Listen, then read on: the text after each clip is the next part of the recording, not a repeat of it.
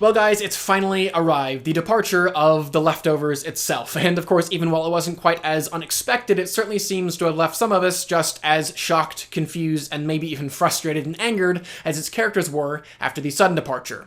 What did it all mean? Was it satisfying? Was it purposeful? Was it a part of a greater plan at all? Well, I for one personally found the finale of The Leftovers to be rather satisfying, and here is why. Firstly, I found that the whole of the finale episode really acted as this beautiful paradigm for the entire post-departure world that these characters found themselves in. Previous to the departure, each of them had a specific direction, a specific belief system, and a specific worldview that gave their existences some kind of meaning and structure. And then, the events of October 14th completely shattered those, making them realize how little they had figured out or understood. In the same way, this entire season, we, along with the characters, once again found ourselves moving in a specific direction, holding to specific beliefs, and grasping at a worldview that gave us meaning, whether that was an apocalyptic flood or a messianic figure. And then, once again, on the anniversary of October 14th, all of those things were shown to be not. The apocalypse didn't occur, and Kevin wasn't Jesus incarnate, leaving the characters and us, the viewer, at the top of this finale episode to ask once again, what now? Which indeed was the question that this entire series revolved around. Even looking back at the end of Season 1 and the end of Season 2, which I think it's important to note at the time could have potentially been the series finale for the show. That is, until HBO renewed the show for a second and then a third season. But as such, in those finales, we experienced a foretaste of what this finale would bring us. A conclusion that would not provide a crystal clear, indisputable answer as to what happened at the sudden departure to those that disappeared and why. But rather what happened after the sudden departure to those that had been left over, and why. How would those people go on living? Why should those people go on living? And every season finale essentially presented the same answers to those questions, each one simply forcing its characters to more holistically and believably take hold of them. So in Season 1, the ready-to-leave Nora found baby Lily on the Garvey's front porch, and in that child a promise of new life, connection, and family in that post-departure world, and that promise became the mortar that held her and Kevin together. Of course, until the subsequent season where that mortar was tested and the fear that remained in their hearts was further exposed. But even while that fear threatened to rip them apart, they once again ultimately overcame it, acknowledging their need for community, connection, and love.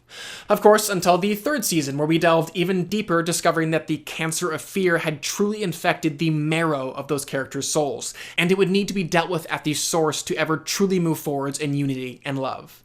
And I say all of this because perceiving how the characters overcame their shallower levels of brokenness, I think directly affects how we view the final 10 minutes of this finale episode, and specifically the truthfulness or falsity of what Nora said in it, and the importance of whether it's true or it's false. Because I will tell you guys right now, I personally believe that it was true, or at least that Nora believed that it was true. And I think the show agrees with me as well. Firstly, having the character tell a truth at the end perfectly contrasted her lies at the top of the episode, illustrating her growth over the entire series. In that opening shot, we saw Nora telling the physicists nothing more than they wanted to hear, so that she could get what she wanted. At that point, truth mattered less than a desired outcome. And that desired outcome, contrary to what she claimed, was not to be with her children. Nora had already left this world emotionally, really as empty as that fossil that her and Matt walked by. And her true desired outcome was to have her body follow, forever removed from connection and love.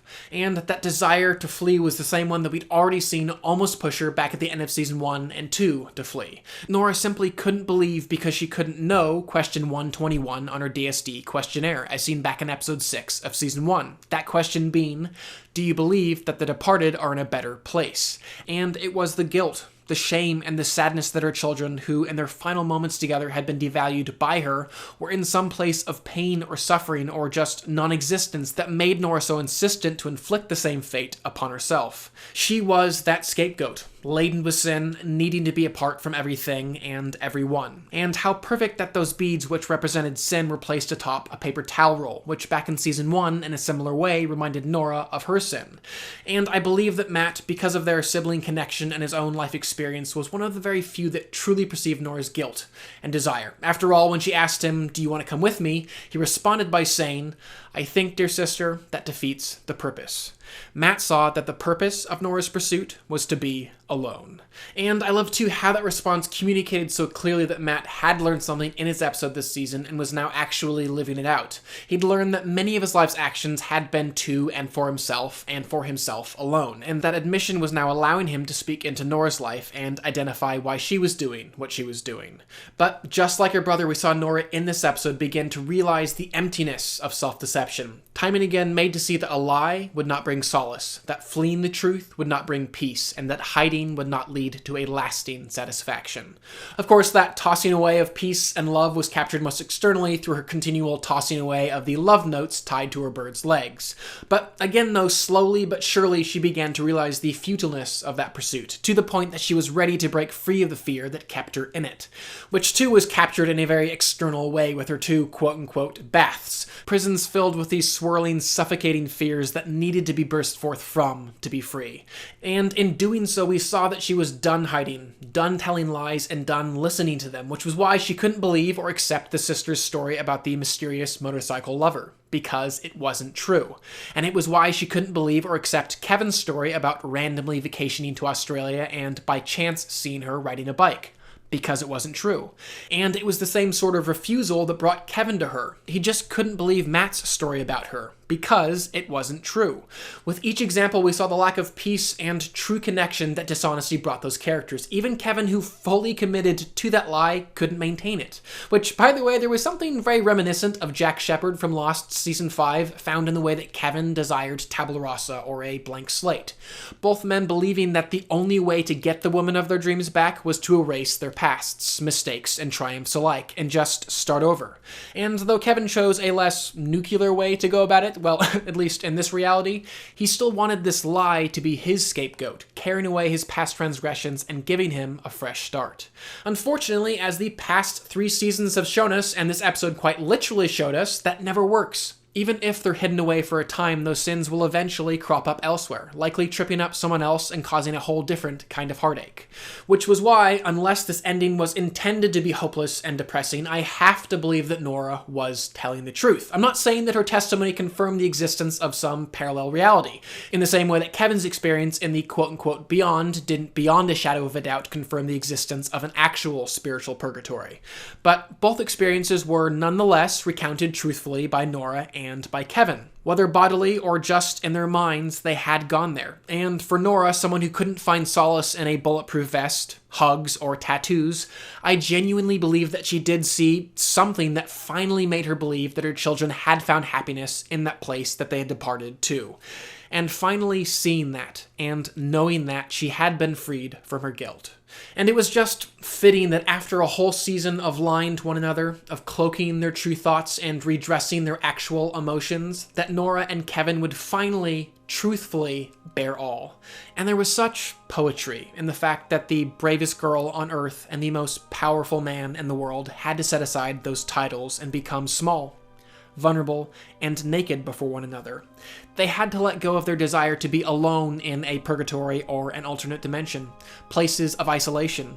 They had to let go of that and be here, together. And as the final image showed us, truth unburdened them from their past sins, enabling them, like that goat, to walk free, and allowing love, like those doves, to return home.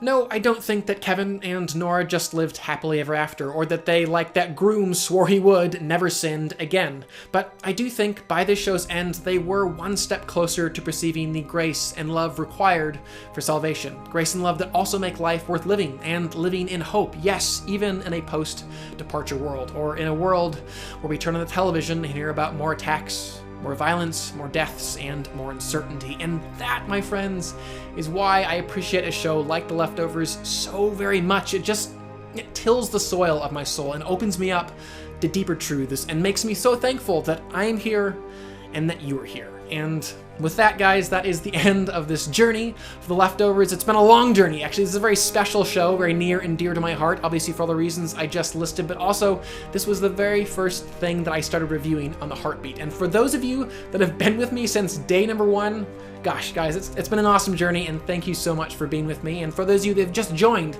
I hope that you enjoy this journey with me as we continue forwards. And definitely comment below, though, and let me know what you guys thought of this finale episode. Did you love it? Did you hate it? Was it everything you wanted more, or nothing you wanted and less? Definitely comment below and let me know. And finally, please do subscribe. I'm going to continue to review films and television on this channel, and I would love for you to stay up to date on all of those things. But for now, I'm Chris Hartwell. This is The Heartbeat. Thank you for joining me.